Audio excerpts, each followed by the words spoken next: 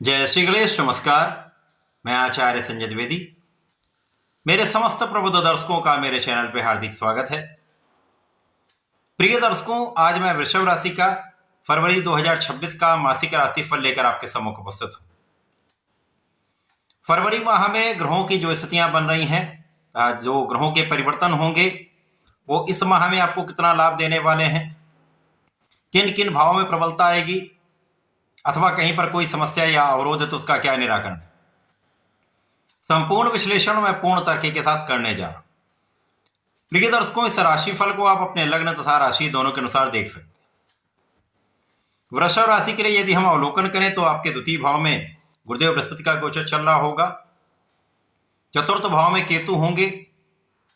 आपके लिए नवम भाव में अत्यंत प्रबल योग बन रहा है, जहां पर 4 ग्रहों का संयोजन बना हुआ है। यहां पर उच्च अवस्था में मंगल होंगे। सूर्य, शुक्र तथा बुध का भी योग यहां पर बना हुआ है।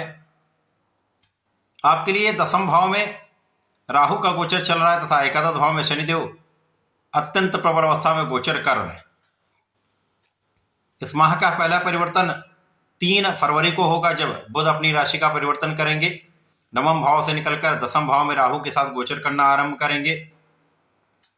इसके पश्चात 6 फरवरी को शुक्राचार्य भी राशि परिवर्तन कर लेंगे और दसम भाव में गोचर करेंगे। इसके पश्चात 13 फरवरी को सूर्य का परिवर्तन होगा तथा 23 फरवरी को मंगल भी राशि परिवर्तन करके आपके दसम भाव में गोचर करना आरंभ करेंगे। दसम भाव में 4 प्रमुख ग्रहों का जो योग बनेगा वो राहु के साथ में होगा, तो पंचग्रही योग आपके दसम भाव में बनने वाला है, जिस पर गुरुदेव की दृष्टि का प्रभाव होगा। यह अत्यंत महत्वपूर्ण है, क्योंकि यहां पर जब राहु के प्रभाव में कोई भी ग्रह पहुंचता तो वो दूषित हो जाता है। सूर्य यहां पर ग्रहण में होंगे, मंगल अंगारक दोष बनाएंगे, शुक्र पीड़ित होंगे तथा बुध के साथ जड़ दोष बन जाएगा। आप केंद्र के भाव में 4 प्रमुख ग्रहों का योग, जहां पर सूर्य दिग्बली भी होंगे, इसी प्रकार से शुक्र मित्र की राशि में होकर प्रबल अवस्था में होंगे, परंतु कहीं ना कहीं राहु का जो दुष्प्रभाव है, जो विषाक्त प्रभाव है, वो भी अवश्य प्राप्त होगा। यहां पर सकारात्मकता यह है कि गुरु का प्रभाव, गुरुदेव बृहस्पति जो आपके द्वितीय भाव में गोचर कर रहे हैं, उनकी दृष्टि का प्रभाव यहां पर होगा, जो इस भाव को भी प्रबलता देगा तथा इन ग्रहों को भी बैलेंस करने का काम गुरुदेव बृहस्पति कर देंगे। राहु को भी नियंत्रित यहां पर गुरुदेव बृहस्पति करने वाले। प्रिय दर्शकों, ये जो फरवरी माह है, यहां पर इस पूरे माह में आपको भाग्य का 100% लाभ अवश्य मिलेगा। यहां पर किसी प्रकार का कोई संदेह नहीं। तो पूरे माह में यदि भाग्य का साथ मिल रहा है, तो यदि कहीं पर कोई समस्या या अवरोध आता भी है तो उसका निराकरण अवश्य हो जाता है। इस माह में प्रारंभ से ही धन की स्थितियां बहुत अच्छी हैं। धन का विशेष लाभ आपको मिलेगा। कार्य क्षेत्र भी बहुत अच्छा आपका रहने वाला है। कार्य क्षेत्र के जो स्वामी हैं, जो भाग्य के भी स्वामी हैं, वो एकादश भाव में गोचर कर रहे हैं। एकादश भाव अत्यंत महत्वपूर्ण भाव है, जो आपकी इनकम का भाव है। यहां पर शनिदेव अच्छी अवस्था में है और गुरुदेव बृहस्पति की राशि में होकर गुरुदेव बृहस्पति के साथ चतुर्थ दशम के संबंध में है। गुरु यहां पर धन भाव में, शनि यहां पर लाभ भाव में। निश्चित रूप से यह अत्यंत महत्वपूर्ण योग है।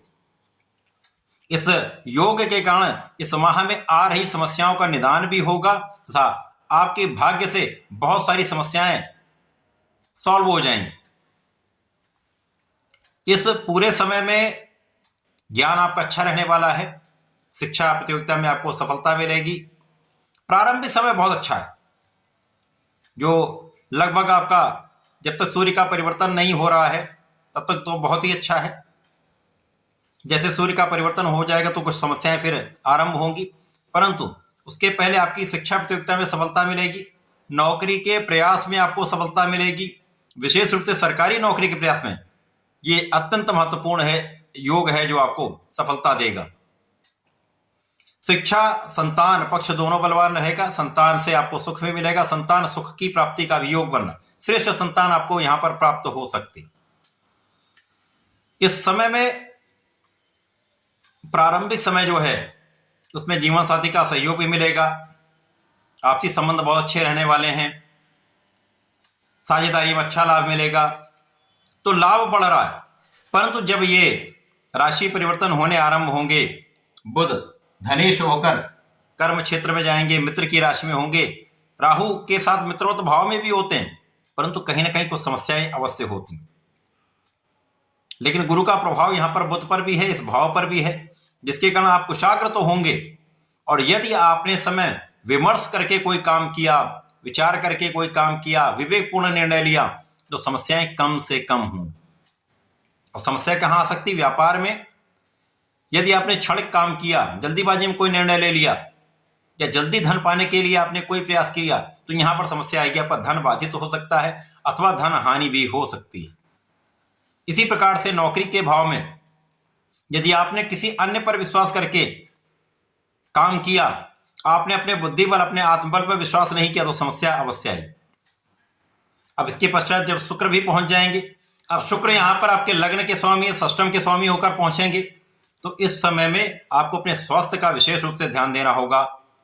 मौसम के कुछ रोग हो सकते हैं, बिना कारण से तनाव हो सकता है, लोग जब आपको प्रोवोक करते हैं तो वहां पर यदि आप उत्तेजित होते हैं या किसी प्रकार से आप उसके प्रभाव में आते हैं, तो यहां पर स्वास्थ्य समस्याएं आपके लिए हो सकती।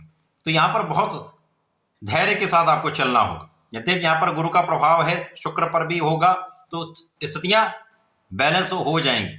यदि आपने शांतिपूर्ण मन से, धैर्य से कोई भी काम किया, तो समस्याएं नहीं होंगी। अब सूर्य का परिवर्तन जब होगा, अब सूर्य यहां पर सुखों के स्वामी है, यहां पर आके इसी भाव को देखेंगे, तो नियमानुसार ये भाव तो अत्यंत विस्तृत होने वाला है। तो यहां पर सुख संसाधन बढ़ सकते हैं, भूमि भवन वाहन का लाभ मिल सकता है, परंतु इस समय प्रयास ये करें कि भूमि भवन वाहन का क्रय ना करें।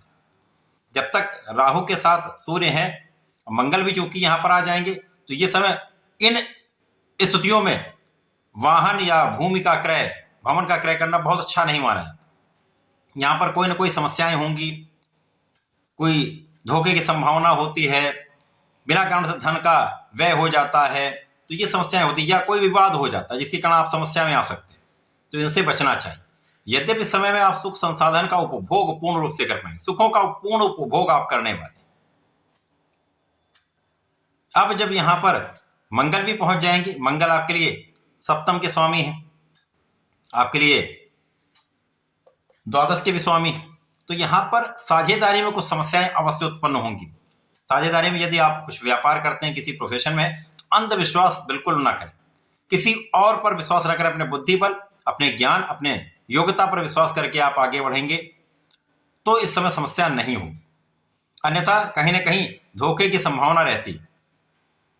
इसी प्रकार से जीवन साथी के साथ भी मतभेद हो सकते हैं, जीवन साथी के स्वास्थ्य के कारण भी आपको कुछ चिंता हो सकती है। लेकिन जैसे जैसे ये गोचर आगे बढ़ेगा, सूर्य और राहु के बीच में अंतर बढ़ेगा, बुध का अंतर बढ़ेगा, तो समस्याएं सॉल्व हो जाएंगी। और इस समय आपका कूटनीतिक भाव अत्यंत प्रबल हो जाएगा। जो लोग नेतृत्व में हैं, शासन प्रशासन में, उनको बड़ा लाभ मिल सकता है, धन वृद्धि निश्चित है। इसी प्रकार से राजनीति में बड़े पद की प्राप्ति हो सकती है। यदि आपने विवेकपूर्ण निर्णय लिए, अपना संयम बनाए रखा, तो बड़े पद की प्राप्ति भी होगी, बड़ा लाभ भी प्राप्त होगा। इस समय में आपको अपने कार्य क्षेत्र में किसी प्रकार के विवाद से बचना चाहिए, क्योंकि ये कहीं ना कहीं आपके ऊपर एक आक्षेप लगाने वाला समय हो सकता है। तो यश बढ़ेगा, परंतु अपयश का भी योग बन रहा है, तो इस समय में आपको बहुत संयमित रहना होगा। इस समय को उपयोगी बनाने के लिए आपको नियमित रूप से भगवान गणपति की आराधना करनी चाहिए।